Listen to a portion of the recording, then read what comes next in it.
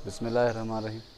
अस्सलाम वालेकुम दोस्तों। एक सिंध के मशहूर शहर मशहूर माग ते बीठा आहियूं।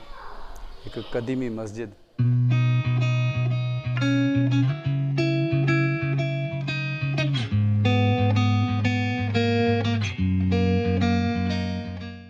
मस्जिद शाहजहान जंहिंजूं तस्वीरूं तव्हांखे इन वीडियो में ॾेखारियूं था। कुझु वीडियो ऐं उन जी कारीगरी जो कमु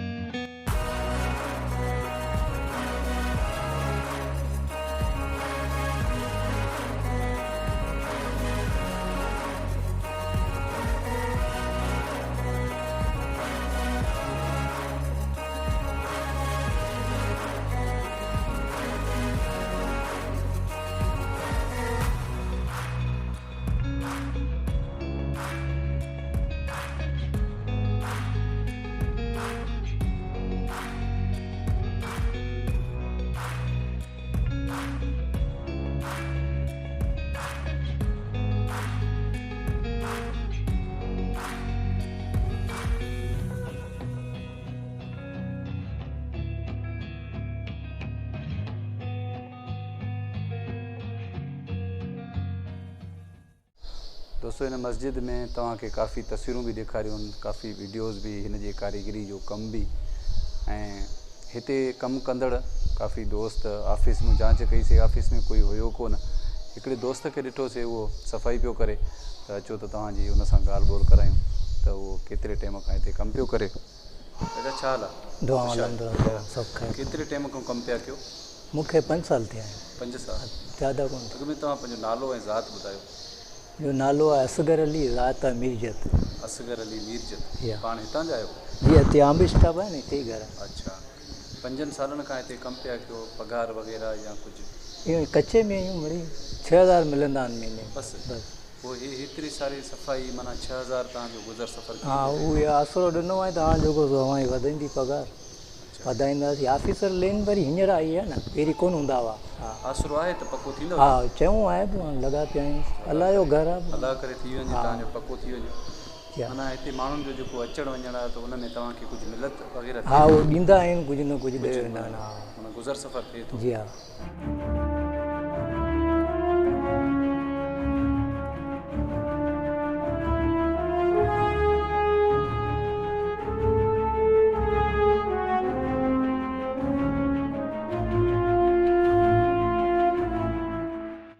दोस्तों कदीमी दौर में त न बिजली जी सहूलियत हुई, न को इलेक्ट्रॉनिक शइ हुई। त पुराणे दौर में जॾहिं हीअ मस्जिद ठही वई, हेॾी सारी हीअ मस्जिद, त पेशमाम जॾहिं बि निमाज़ पढ़ाईंदो हो या अज़ान ॾींदो हुयो या क़ुर जी का बि सूरत तिलावत कंदो हो, माना मस्जिद जे महराब में बि ही तिलावत कंदो हो, त आख़िरी गेड ताईं उहे जेके निमाज़ी हुया उहो उनजो आवाज़ु आराम सां ॿुधनि पिया।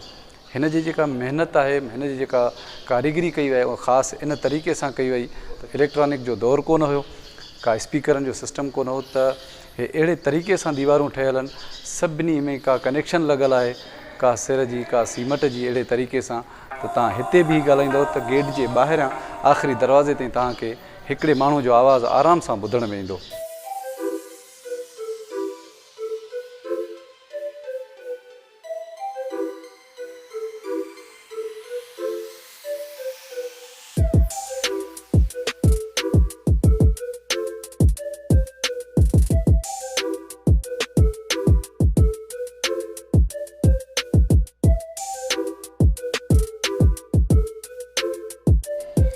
हिन रस्ते सां ईंदे असां हिकिड़ो नंढड़ो हादसो बि ॾिठोसीं जेको हिकिड़े नौजवान खे को मोटरसाइकिल वारो एक्सीडेंट करे हलियो वियो।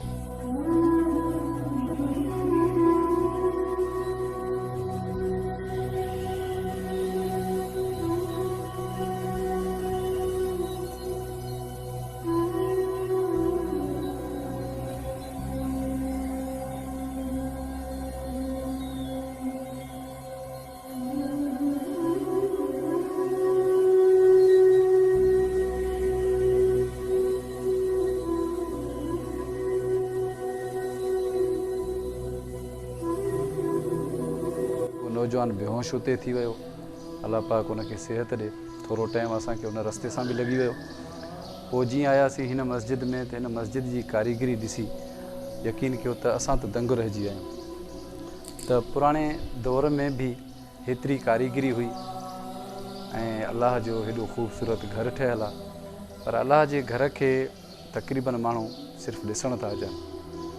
अमूमन थियणु ईअं घुरिजे त जेको बि अगरि हिन जी कारीगरी, हिन जे कमाल खे, हिन जी मुहबत जे मिसाल खे ॾिसणु अचे त बरक़त नफ़ल ज़रूरु पढ़ी वञे।